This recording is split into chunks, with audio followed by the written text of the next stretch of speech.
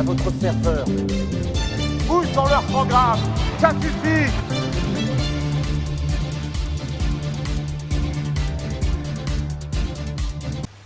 Bonjour à tous et bienvenue dans le journal télévisé de la nouvelle chaîne d'information Benoît Média, lancée depuis midi. Vous pourrez réagir en continu avec notre hashtag BMTV sur Facebook, Twitter, bien sûr. À présent, voici les titres de l'actualité d'aujourd'hui. Nous irons en Irak où les forces armées transitent vers l'aéroport désaffecté de Mossoul. Qu'est-il passé par la tête de Donald Trump? Nous évoquerons ces derniers propos sur un mystérieux attentat en Suède. Nous évoquerons également le cas Hamon-Mélenchon et l'éloignement d'un rapprochement éventuel vers la présidentielle.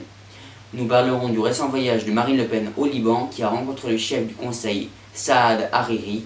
Enfin, nous évoquerons les possibilités éventuelles pour vivre sur une autre planète avec la présence parmi nous du célèbre professeur-chercheur Wilson qui vient justement de publier un livre sur ce sujet. Comme dit précédemment, les forces gouvernementales convergent en ce moment même vers un aéroport désaffecté de Mossoul. Mais quel est leur but?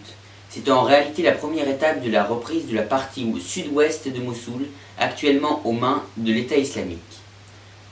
Soutenues par la coalition internationale, et les Américains notamment, les forces gouvernementales espèrent ainsi mettre fin à la présence de Daesh sur le territoire irakien, l'Irak étant le pays au cœur de l'empire de Daesh. A noter également que le nouveau secrétaire à la défense du gouvernement Trump, Jim Mattis, est actuellement en visite en Irak pour y rencontrer de hauts responsables irakiens. Qu'est-il justement arrivé à Donald Trump? Lors d'un discours samedi en Floride, celui-ci a évoqué un attentat qui aurait eu lieu la veille au soir en Suède afin de justifier la fermeture des frontières qu'il prône. Tout cela a provoqué une vive réaction sur les réseaux sociaux et l'ambassade de Suède a récemment contacté la Maison-Blanche afin d'obtenir des explications. Le président américain a également rappelé les attentats français et belges. Voici un extrait. What's happening in Germany? You look at what's happening last night in Sweden. Sweden. Who would believe this? Sweden. They took in large numbers. They're having problems like they never thought possible. En bref, Mike Pence, le vice-président des USA, a déclaré lors de sa première visite officielle à Bruxelles vouloir continuer au nom de Donald Trump la coopération américano-européenne. C'est désormais sûr, la coopération envisagée entre les deux candidats à la présidentielle Hamon et Mélenchon est désormais révolue. En effet, ce qui dure depuis 3 semaines s'achève de par les récentes déclarations des deux candidats. Mélenchon a en effet déclaré de ne pas vouloir, je cite, s'accrocher à un corbillard, celui du PS, tandis que Benoît Hamon a quant à lui répliqué depuis Lisbonne qu'il était le mieux placé pour rassembler la gauche. Marine Le Pen a quant à elle rencontré le chef du conseil libanais Saad Hariri pendant 30 minutes. C'est ainsi sa première rencontre avec un chef d'État international. Celui-ci a bien insisté de ne pas commettre d'amalgame entre l'islam et le terrorisme, en rappelant que les musulmans étaient les premières victimes du terrorisme. Marine Le Pen a également donné son avis sur Bachar el-Assad en évoquant le fait qu'il était seule solution viable vis-à-vis de la situation syrienne. Et maintenant, ouvrons les 4 minutes réflexion de ce journal. Vous êtes-vous déjà demandé s'il existait une vie possible ailleurs que sur la Terre? Nous allons poser la question au professeur Wilson, astrophysicien de notre chaîne Benoît Média. Dites professeur, on évoque souvent la possibilité de vivre sur une autre planète. Pensez-vous que cela puisse arriver? Alors, d'abord, il faut que la planète soit passée dans une zone dite habitable. Mais je n'ai pas compris, qu'est-ce qu'une zone habitable?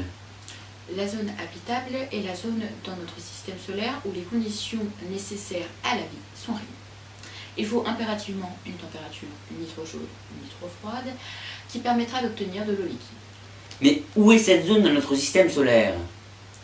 Alors là, autour de notre étoile, le Soleil.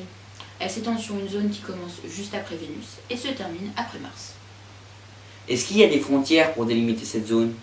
Bah non, il n'y a pas de frontières, car la zone habitable ne constitue pas une région physiquement remarquable. Elle est purement théorique. Son emplacement dépend de la luminosité de l'étoile. Mais si j'ai bien compris, la Terre est située dans cette zone. Oui, tu as tout compris. Notre planète possède un énorme trésor, l'eau liquide, qui a émergé il y a 3 milliards d'années. Elle est située au centre de cette zone. Mais partout dans l'univers, s'il y a de l'eau à l'état liquide, cela veut dire qu'une forme de vie est possible, les extraterrestres. Oui, c'est possible, dans l'univers, mais pas dans notre galaxie, la Voie lactée. D'après la théorie d'Enrico Fermi, si les extraterrestres existaient, ils nous auraient rendu déjà visite. Évidemment. Mais les extraterrestres sont peut-être situés dans une autre galaxie, comme la galaxie d'Andromède par exemple. Ça, on ne peut pas le savoir, mais tout ce qu'on sait, c'est que la Terre et Mars sont deux planètes situées dans la zone habitable, et que la Terre reste quand même la planète la plus adaptée à notre forme de vie. C'est pour cela qu'il faut plus la préserver. Je vous remercie d'avoir été avec nous. Je vous en prie. J'espère vous revoir très bientôt. C'est la fin de ce journal. Dans un instant, la météo, suivie du monde de l'écho.